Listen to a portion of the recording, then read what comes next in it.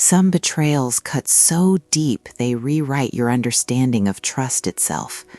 The kind that takes everything you believed about a person and burns it to ash, leaving only the bitter residue of questions you'll never get answers to. For King Theon, who'd lived 3 centuries and survived countless treacheries, that betrayal came from the one person he'd allowed past every wall he'd built. Lyanna, his closest advisor, and the woman he'd loved more than he'd loved anyone in 200 years, had sold his military secrets to foreign enemies for gold and disappeared into the night.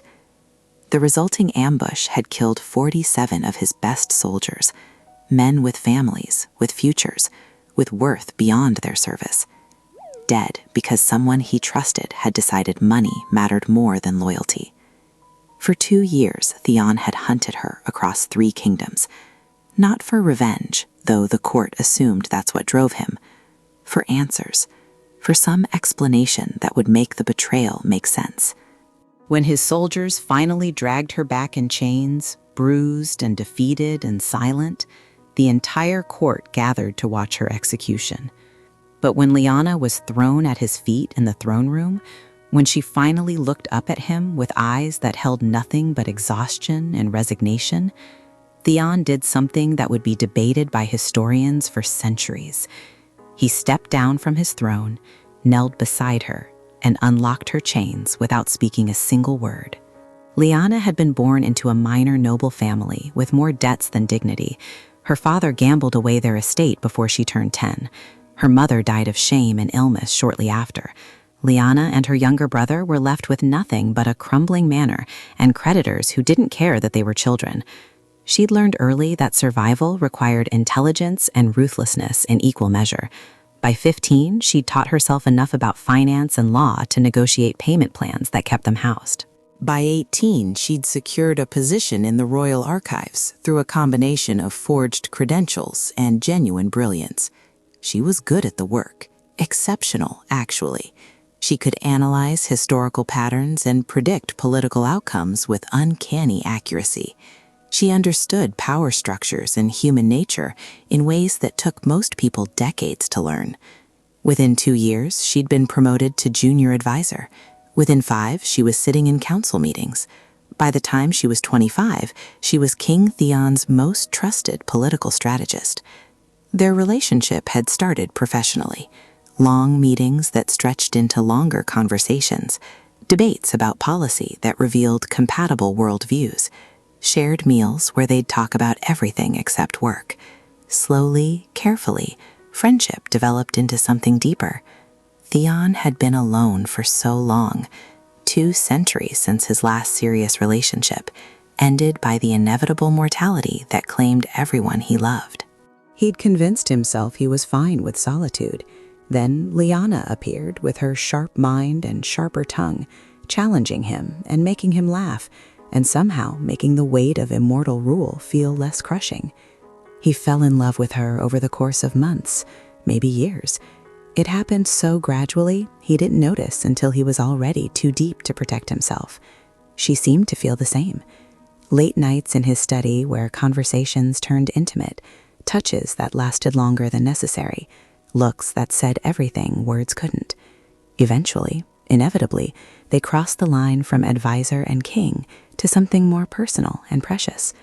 For 3 years, they built something Theon had thought impossible, a partnership that was both professional and romantic, someone who understood his responsibilities and supported them rather than resenting the time they took, someone who saw the person underneath the crown and loved that person for who he was. Theon had started thinking about forever, about officially making her his queen, about sharing the burden of rule with someone who could actually handle it. Then came the night everything shattered. The attack had been perfectly coordinated.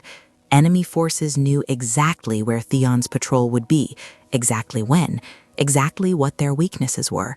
They'd targeted a relief mission to a border village, soldiers carrying medical supplies and food rather than full combat gear. The ambush was brutal and efficient. 47 soldiers died. Theon survived only because he'd shifted to wolf form and fought through injuries that would have killed anyone without his regenerative abilities. When he returned to the palace, covered in blood and surrounded by survivors carrying their dead, he'd immediately ordered an investigation. The intelligence leak was obvious. Someone had sold detailed information about patrol routes, timing, and equipment. The kind of information only senior advisors had access to. The investigation took 3 weeks. When they finally traced the leak to Lyanna through encrypted correspondence and suspicious financial transactions, Theon refused to believe it. There had to be a mistake. Someone had framed her. She'd never betray him like that. She loved him.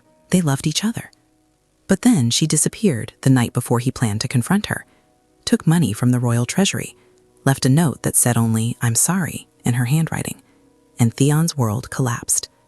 The court wanted immediate pursuit and execution. Theon wanted answers.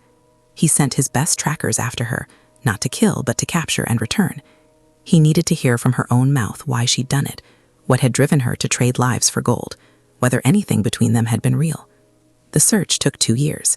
She'd been clever about hiding, moving between kingdoms and changing identities, but eventually mistakes were made. Money was traced. Witnesses were found. His soldiers cornered her in a border town, and she'd surrendered without fighting. Now she was here, chained and kneeling in his throne room, while nobles called for her blood, and survivors of the ambush watched with hungry eyes, wanting justice for their fallen brothers. The throne room was packed with people wanting to witness the traitor's execution. Lyanna knelt in the center, hands and feet shackled, wearing clothes that were threadbare and dirty. 2 years on the run had aged her. She looked thin, exhausted, defeated in ways that went beyond physical. Theon sat on his throne, trying to maintain the composure 3 centuries had taught him, trying not to show that seeing her like this was tearing him apart, trying to ignore that part of him that still loved her despite everything. Lord Commander Marcus, who'd lost 15 men in the ambush, stood to read the charges. Treason against the crown, conspiracy with enemy forces, sale of classified military intelligence, resulting in the deaths of 47 soldiers. The evidence is irrefutable. The penalty is death by execution at sunset. Any last words? Lyanna looked up for the first time since being brought in. Her eyes found Theon's across the crowded room. He saw exhaustion and resignation there, but also something else, something that might have been regret. She opened her mouth, closed it again, shook her head. No words could explain what she'd done. No apology could bring back the dead. She'd made her choice and lived with consequences for 2 years. Now she'd die with them. The crowd murmured with satisfaction. Justice would be served. The traitor would pay. Theon would finally have closure. Except he didn't want closure like this. He wanted answers. He wanted to understand. 2 years of hunting her, and now she was finally here and refusing to speak? It was infuriating and heartbreaking in equal measure. He stood, and the room went silent. His voice carried authority that made nobles straighten. "I will speak with the prisoner privately before sentencing is carried out." "But, Your Majesty," Seraphina protested, "the evidence is clear. There's nothing to discuss." Nevertheless, he descended the throne steps. "I will speak with her. Alone." The court protested loudly. This was irregular, dangerous.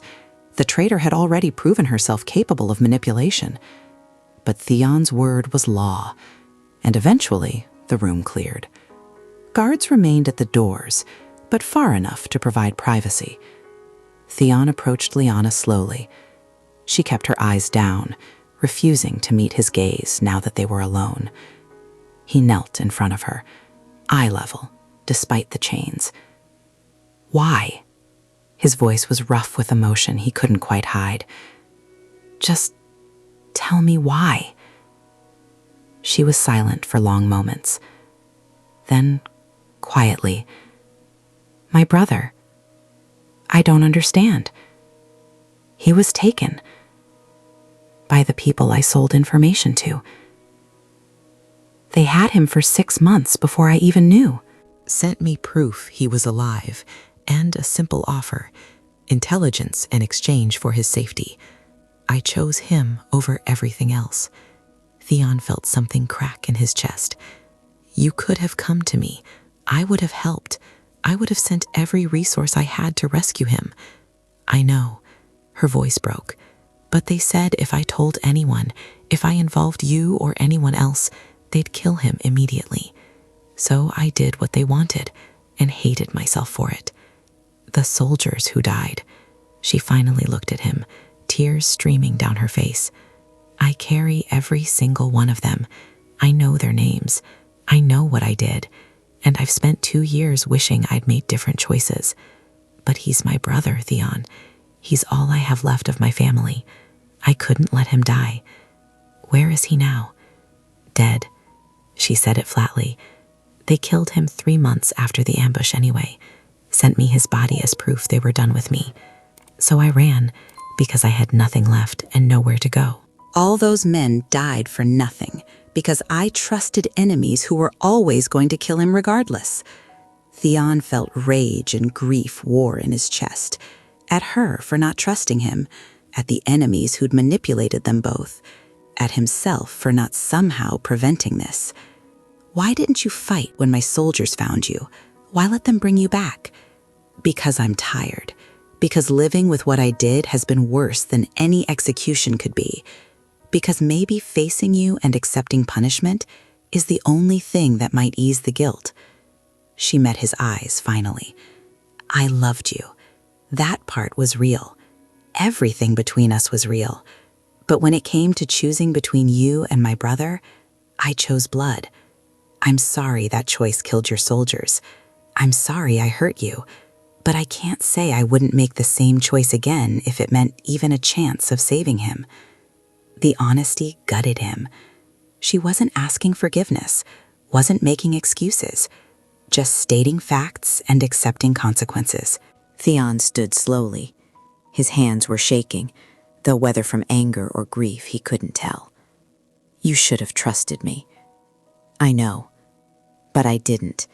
And now 47 men are dead, and my brother is dead.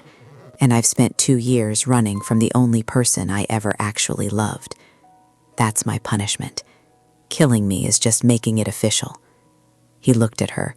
This woman he'd loved who'd betrayed him for reasons that were both unforgivable and completely understandable. The court wanted her blood. The families of dead soldiers deserved justice. Every logical part of him knew execution was appropriate. But he also understood desperate choices made from impossible positions. Understood choosing family over everything else. Understood that sometimes there are no good options, only terrible ones with different costs. He'd lived 3 centuries and made plenty of terrible choices himself. Could he really condemn her for making one of her own? The chains around her wrists were heavy iron, locked with mechanisms designed to be impossible to escape. Theon reached out and touched the lock on her right wrist. The metal responded to his magic, clicking open. He did the same with the left wrist, then moved to her ankles. One by one, the chains fell away. Lyanna stared at him in shock. What are you doing? Freeing you. But I'm a traitor. I killed your soldiers. I deserve to die. Maybe. His voice was quiet. But killing you won't bring them back. Won't ease their family's grief. Won't change what happened. It'll just add one more death to a situation that already has too many. The throne room doors opened. The court had been waiting, expecting him to call them back in for formal sentencing. Instead, they saw their king standing beside the unchained prisoner. The room erupted in protests and questions. Theon raised a hand for silence. Lyanna is hereby pardoned for her crimes against the crown. She acted under coercion to protect her brother.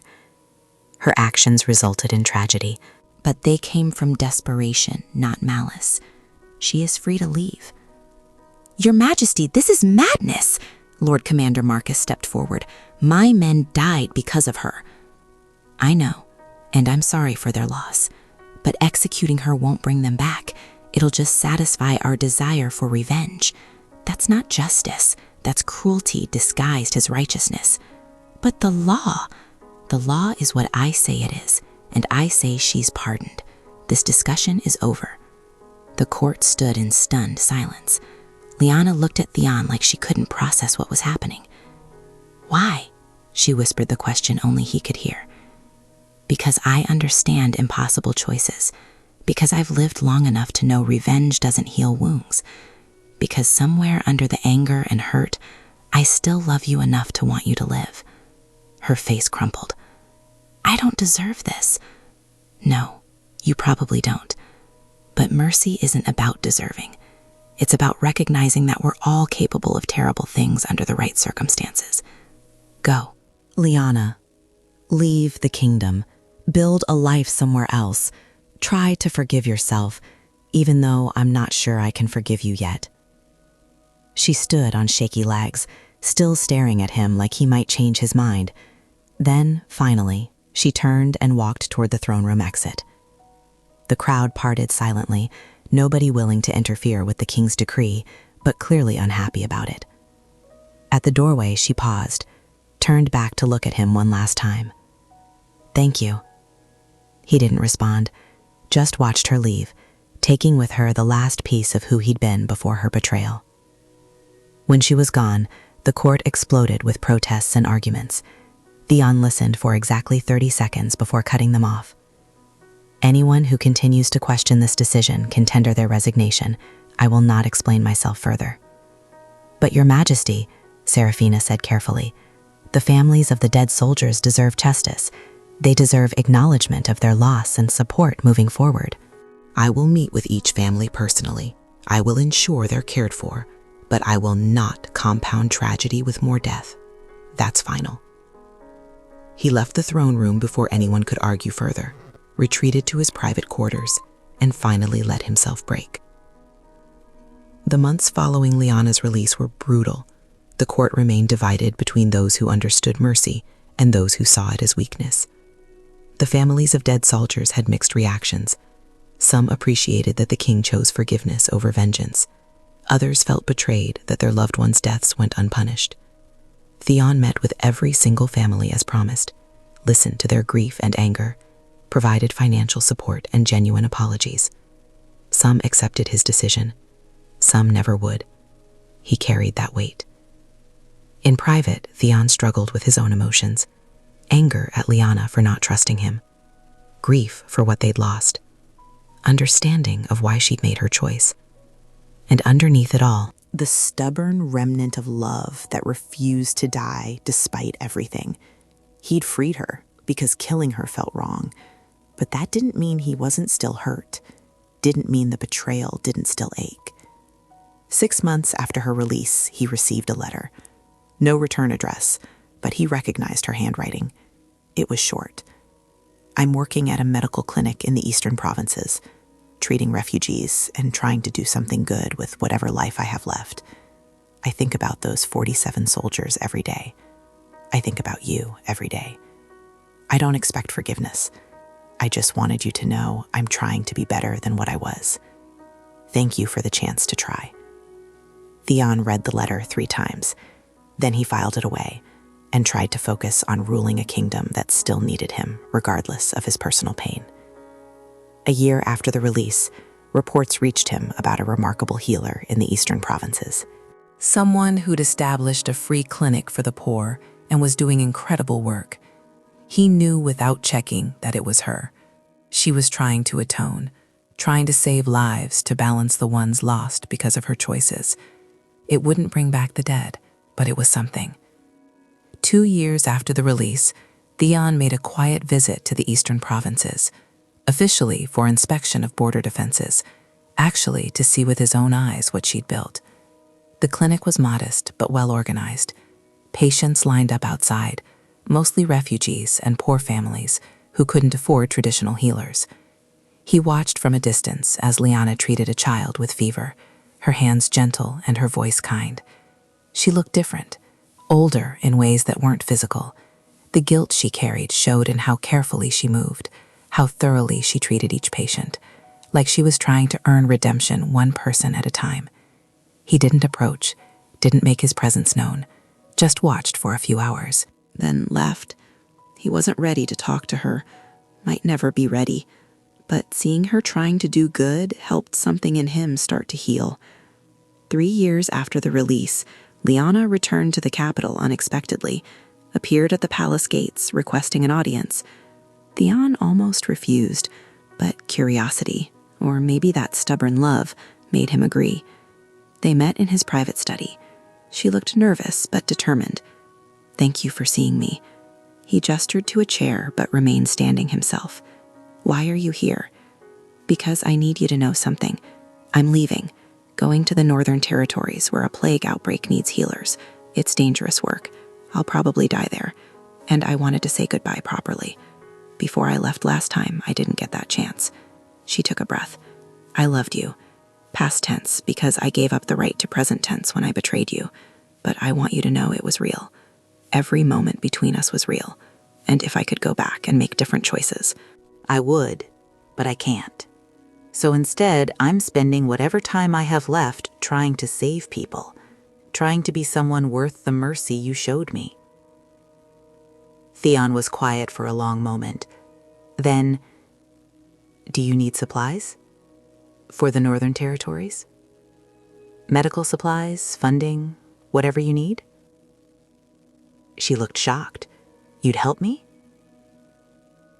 "I freed you because I understood impossible choices. I'll support your atonement because I believe people can be better than their worst moments. That doesn't mean I've forgiven you, but it means I respect what you're trying to do." She wiped tears away quickly. "Thank you. For everything, even though I don't deserve it. Maybe especially because you don't deserve it. That's what mercy means." Liana went north and spent 5 years treating plague victims, lost half her clinic staff to infection, nearly died herself twice, but she saved hundreds of lives and earned a reputation as someone who would treat anyone, regardless of ability to pay. Theon followed her work through reports, never visited, never contacted her directly, but in short, she had resources when she needed them.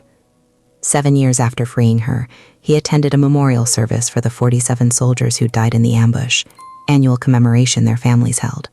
One of the widows approached him afterward. "Your Majesty, I wanted to say something about the woman, the traitor. Her name was mentioned in reports from the Northern Territories. Apparently, she saved my nephew during the plague outbreak. Did it for free, stayed with him through the worst of it. I thought I'd hate her forever for what she did to my husband, but knowing she saved my nephew, knowing she's spending her life trying to atone, it eases something. Not forgiveness exactly, but acknowledgement that maybe your mercy wasn't misplaced." Theon felt something loosen in his chest. "Thank you for telling me." 10 years after the betrayal, Liana returned to the capital one last time. She was thin, scarred from plague work, exhausted in ways that went bone deep. She requested a private meeting, and Theon granted it. They sat in his study like they used to, though the easy comfort was gone. "I'm dying," she said simply. "Plague complications. Maybe 6 months left. I wanted to see you one more time, to tell you that I've spent 10 years trying to save enough lives to balance the lens I cost. I'm not sure it's possible, but I tried." Theon felt grief hit him unexpectedly. 10 years of distance hadn't killed the love entirely. It had just buried it under hurt and time. "I heard about your work. You saved hundreds. That counts for something. Does it ease your conscience?" "Some. But I'll die knowing 47 men died because of my choices. That never goes away." She met his eyes. "I never expected forgiveness, but I wanted you to know that freeing me gave me the chance to try to be better. That mattered. Thank you." He crossed to her, knelt beside her chair like he had when she'd been in chains. "I can't forgive you completely. Too much was lost. But I respect what you've done with the chance I gave you. That has to be enough." "It is." She touched his face gently. "I loved you. Still do, if I'm honest. But I know we can't go back.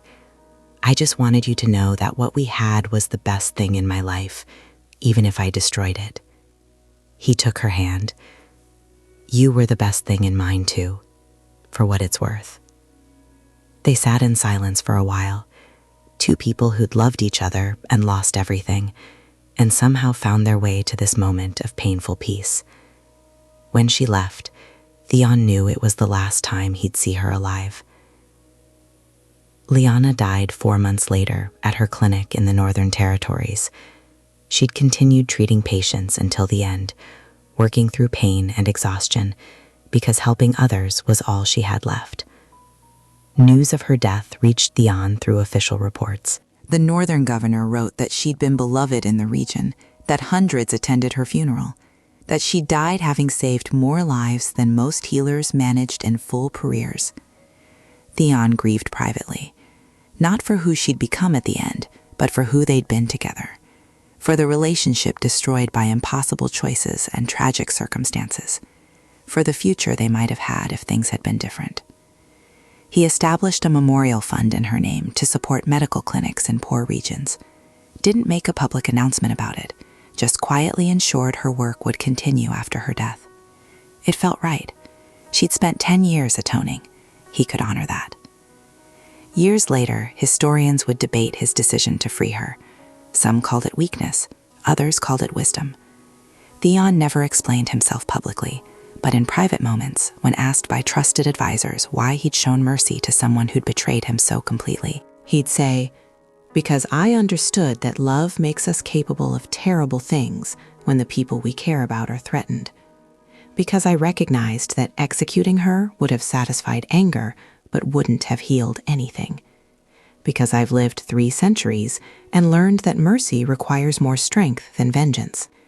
And because sometimes the most powerful thing you can do is give someone the chance to be better than their worst moment, even if they never fully succeed." She died trying to atone. That's more than most people manage. The chains I removed weren't just physical. They were the chains of being defined solely by her worst choice. I gave her the freedom to be more than her betrayal. Whether she deserved it is less important than whether it was the right thing to do. And I believe it was. If this story reminded you that mercy is stronger than revenge, hit that subscribe button and ring the notification bell. Drop a comment with the word moon if you believe people deserve the chance to be better than their worst moments. Share this video with someone who needs to know that forgiveness doesn't mean forgetting, but it does mean choosing healing over endless hurt. Sometimes the most powerful words are the ones we don't say. Thanks for watching, and remember, the truest measure of character is what we do when we have every right to be cruel, but choose compassion instead.